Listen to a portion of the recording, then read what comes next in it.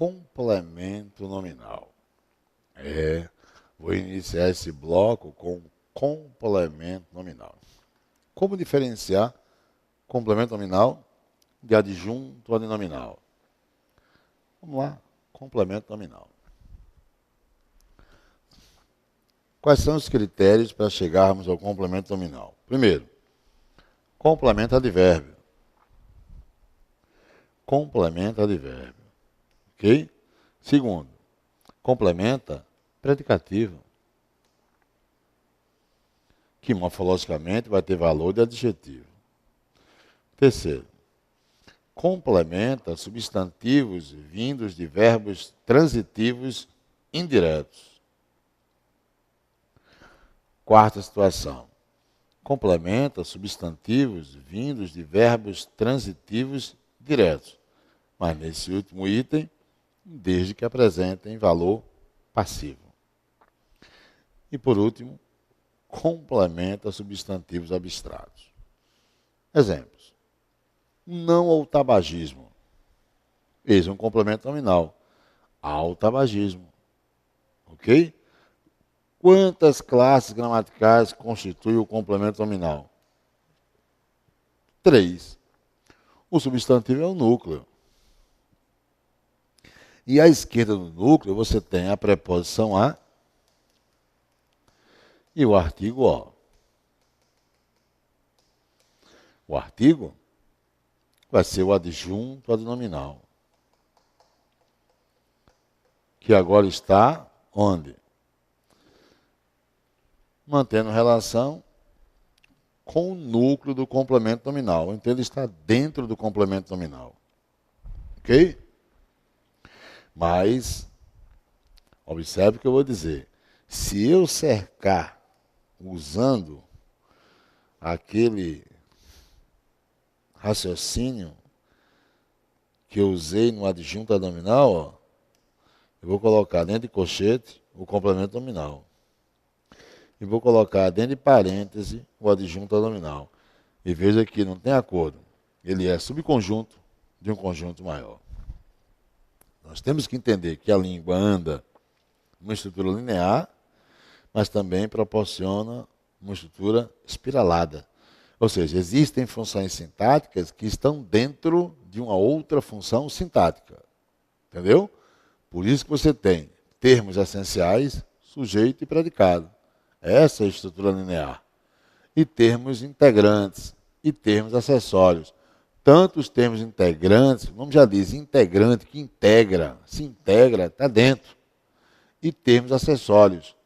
Serão o quê? Serão termos que irão proporcionar essa estrutura espiralada. É como se, deixa eu tentar ser bem didático aqui. Pronto. Dá para você, olhe para mim. Olhe para mim. Deixa eu vir para cá. Pronto. Olhe para mim. Dá para você aqui, né? Baixa um pouquinho. Isso. Pronto. Ótimo. Está ótimo assim. Amigo online, olhe para mim. Olha o perfil. E eu pergunto a você, amigo online.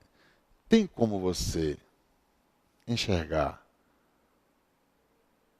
o baço, o pâncreas, o rim, o fígado? Tem? Por que você não consegue enxergá-los?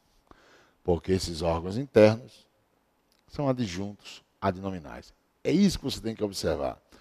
Em língua portuguesa, a estrutura sistêmica é essa. Ou entende a estrutura ou vai se perder em prova. O adjunto adnominal é sempre o subconjunto de um conjunto maior. Então, se você pegar um exemplo como esse, ó, você não consegue enxergar o complemento nominal está aí no colchete, você não consegue enxergar o adjunto nominal se você não inserir-se no complemento nominal. Então, o adjunto está nessa estrutura espiralada. Então, tem que observar a progressão interna que é necessária para atingir lá dentro o adjunto nominal.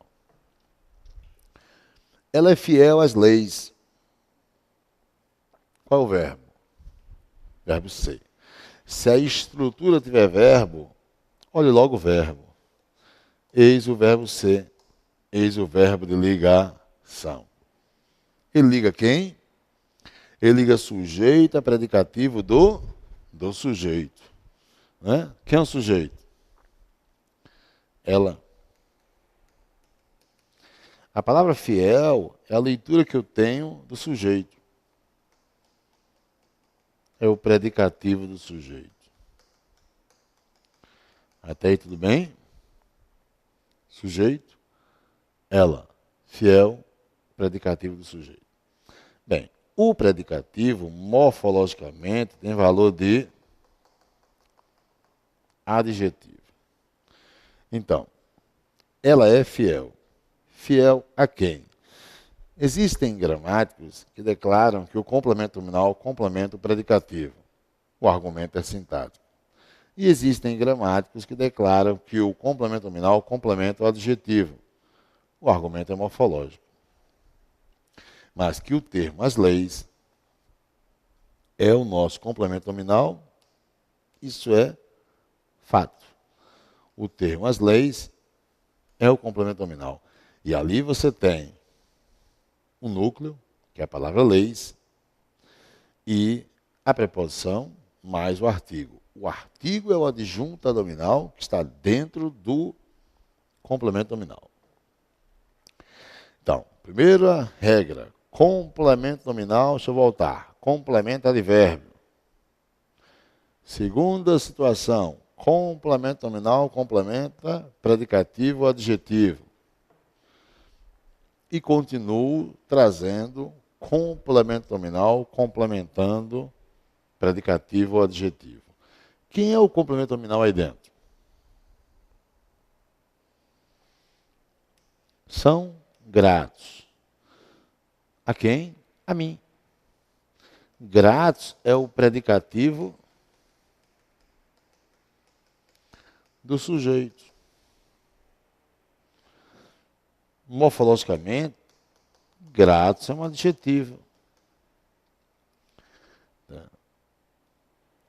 São é o verbo de ligação. O verbo ligação liga sujeito é predicativo do sujeito. Mas o sujeito você não encontra na estrutura. Verbo na terceira pessoa do plural sem indicar o referente, que é o sujeito está indeterminado. Mas são gratos a quem? A mim. O termo que eu vou pintar de amarelo, sem dúvida alguma, ele é o complemento nominal. Por que ele é o complemento nominal? Ele é o complemento nominal porque está relacionado a gratos. Gratos a alguém. Agora, é interessante, né? Todo termo entre aspas. Todo termo entre aspas. São ingratos. É o objeto direto. Percebe? Do verbo dizer. Fernando é o sujeito, disse o quê? São ingratos. E dentro desse objeto direto, você tem o quê? Você tem um complemento nominal, não é isso? E você tem um predicativo do sujeito. Veja que a língua aí vai o quê? Trazendo funções dentro de outras estruturas sintáticas. Né? Veja esse caso. A necessidade de remédios é comum. E necessidade de remédios é comum. Vamos lá. Vamos tentar observar a estrutura espiralada. Necessitar é verbo transitivo indireto. De remédios é o complemento verbal indireto. É o objeto indireto. Até aí tudo bem? Ótimo. A ideia que deve ficar é a seguinte. Toda vez que você usar um substantivo que venha de um verbo transitivo indireto, ele vai deixar de ter complemento verbal, mas vai gerar complemento nominal. De remédios, no primeiro exemplo, complementa um substantivo que vem de verbo transitivo indireto. Ora, necessitar é verbo transitivo indireto. Necessidade não é verbo, é nome. Nome transitivo indireto. Embora não esteja institucionalizada a imagem que eu acabei de apresentar, nome transitivo indireto, mas fica o raciocínio, ok? Olha, eu quero mostrar com isso que se no segundo exemplo eu tenho regência verbal, no primeiro exemplo eu saí de uma regência verbal e entrei numa regência nominal. Ou seja, toda vez que você encontrar um substantivo, repito, vindo de um verbo transitivo indireto, você vai deixar de ter complemento verbal e vai ter complemento nominal. Essa é uma visão. Agora, qual é a estrutura linear? Qual é a estrutura linear? Essa aqui, ó. Sujeito e predicado. Quer dizer que dentro do sujeito, no primeiro exemplo, eu tenho à esquerda um adjunto nominal, A, e à direita eu tenho um complemento nominal. Percebeu? Complemento nominal é termo integrante está dentro. Então, os termos essenciais, sujeito e predicado, é a estrutura linear da língua. Os demais casos quebram a linearidade e começam a apresentar a língua de uma maneira espiralada. Então, às vezes, o concurso público quer que o candidato entenda que existe uma relação de subconjunto de um conjunto maior, sintaticamente. Ok? E isso vai proporcionar o quê? Complexidades de concordância, que mais adiante eu vou desenvolver no curso, complexidades de regência, complexidades de emprego de pronome, complexidade de compreensão de texto, tudo obedecendo a essa estrutura linear e quebra dela, que é o espiralado. Ok? Vamos voltar. A dependência de drogas deixou o infeliz rapaz bastante prejudicado. Vamos analisar tudo o que aí está. Primeiro, enfatizando o complemento nominal. Se eu disser depender de drogas,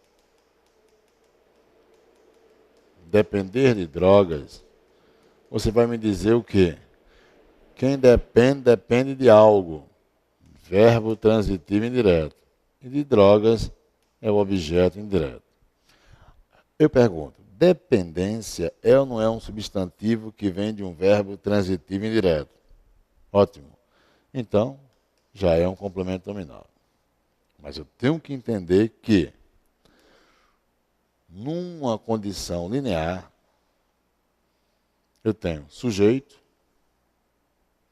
a dependência de drogas, e o predicado deixou o infeliz rapaz bastante prejudicado.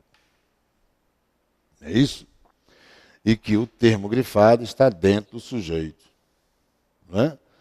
Quer dizer que o sujeito traz um núcleo, que é a dependência, à esquerda um adjunto adnominal e à direita um complemento nominal, que tem como núcleo drogas. Drogas é o núcleo do complemento nominal e dependência é o núcleo do sujeito. Ok? Agora, neste caso, eu tenho a quarta situação do complemento nominal, ou seja, complemento nominal mantendo relação com substantivo que vem de verbo transitivo direto. Ou seja, produzir leite. Quem produz, produz algo. O leite é objeto direto. A produção de leite, agora você tem não mais um verbo, e sim um substantivo que vem de verbo transitivo direto. Quando isso ocorrer, ou vou ter um complemento nominal, ou vou ter um adjunto nominal. Se o valor for passivo, é complemento nominal. Se o valor for ativo, é adjunto nominal. Deixa eu ver, a produção de leite trouxe lucro ao fazendeiro. Olha o contexto. O leite foi produzido. A produção de leite, leite foi produzido. Tem valor passivo. Se tem valor passivo, é complemento nominal. Ok? E se tivesse valor ativo, seria adjunto nominal. Atenção.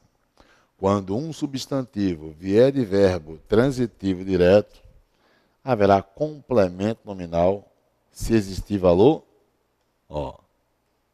se existir valor passivo. E havendo valor ativo, teremos o quê?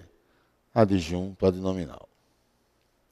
Veja esse exemplo. O consumo de drogas na comunidade gerou violência. O termo grifado de drogas. O consumo de drogas. Olha o contexto. Drogas são consumidas por alguém. Tem valor ativo ou passivo? Valor passivo. Então é complemento nominal. Tá? Tenho medo de mais pessoas.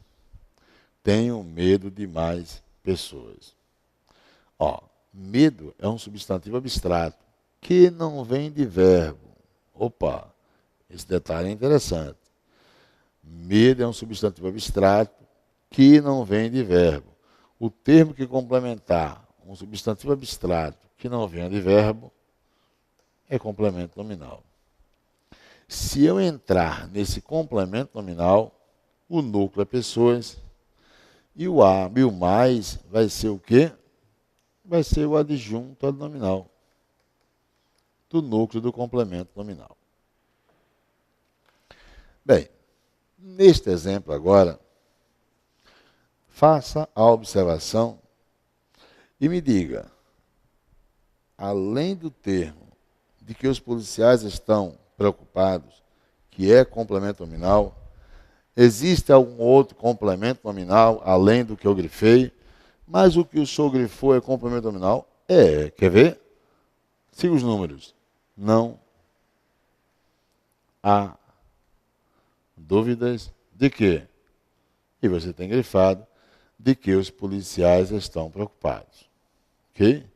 Então, o termo de que os policiais estão preocupados é complemento nominal da palavra dúvidas. Dúvidas é um substantivo que vem do verbo transitivo indireto. É uma das regras. Duvidar de algo, dúvida, gerou complemento nominal. Agora, se eu entrar no complemento nominal de que os policiais estão preocupados, eu me deparo com o verbo de ligação. Vê se não é. O verbo de ligação. Estão.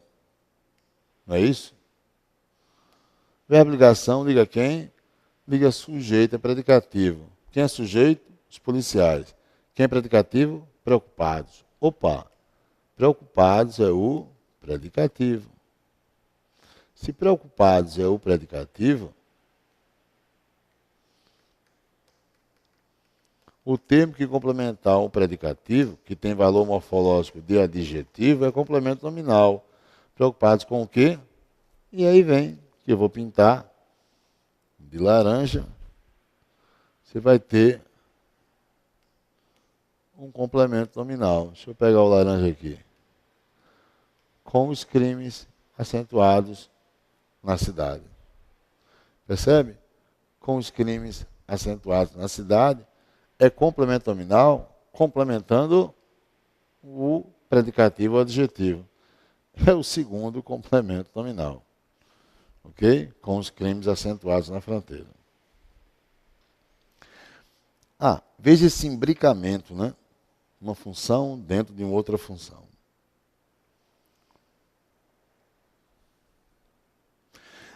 Há um detalhe também, permita-me, se você disser que o termo que eu vou pintar ou destacar, né? Deixa eu tentar, verde, pegar uma verde, que os policiais estão preocupados, Se você disser que é complemento verbal, objeto direto e garantido, está certo.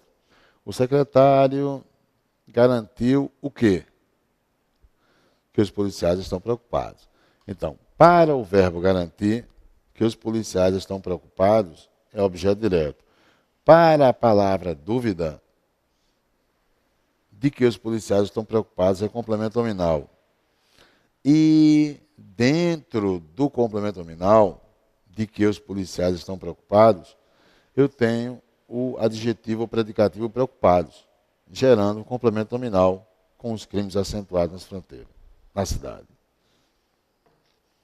Veja esse outro exemplo. A necessidade de obediência às normas de proteção às terras é expressiva. Me diga uma coisa. Há ou não há um trenzinho aí de complemento nominal? Veja, necessidade é o quê? É um substantivo que vem de um verbo transitivo indireto. Opa, é uma regra já, né? Então, de obediência é o quê? Isso. É o complemento nominal que tem como termo regente necessidade. Mas obediência a algo. As normas de proteção já é complemento nominal que vem já de outro termo regente, que é obediência. E proteção às terras são protegidas. Opa, já é outro complemento nominal. É ou não é? Mas eles não surgem de um mesmo termo regente. Por isso que os complementos nominais, em sequência, não poderiam ser justapostos com vírgula. Termos sintáticos iguais, eu uso vírgula para justapor. Mas nesse caso, eu não posso usar vírgula entre os complementos nominais, porque não se usa vírgula entre termo regente e termo regido. Vozes verbais. Vamos agora para a voz verbal. Existem 4 vozes verbais. A voz ativa, a voz passiva, a voz reflexiva e a voz recíproca. Vamos lá. Leia, por favor. Quando é que a voz é ativa? Não ouvi. Isso. Sujeito pratica a ação. Quando é que a voz é passiva? Perfeito. Sujeito sofre ação. Obrigado, amigo online. Agora é sua vez, amiga online. Quando é que a voz é reflexiva? Pode falar? Sei, perfeito. Pratica e sofre ação. Cuidado. Ao mesmo tempo. Vamos dar destaque a isso. Ao mesmo tempo. Tá? Ao mesmo tempo.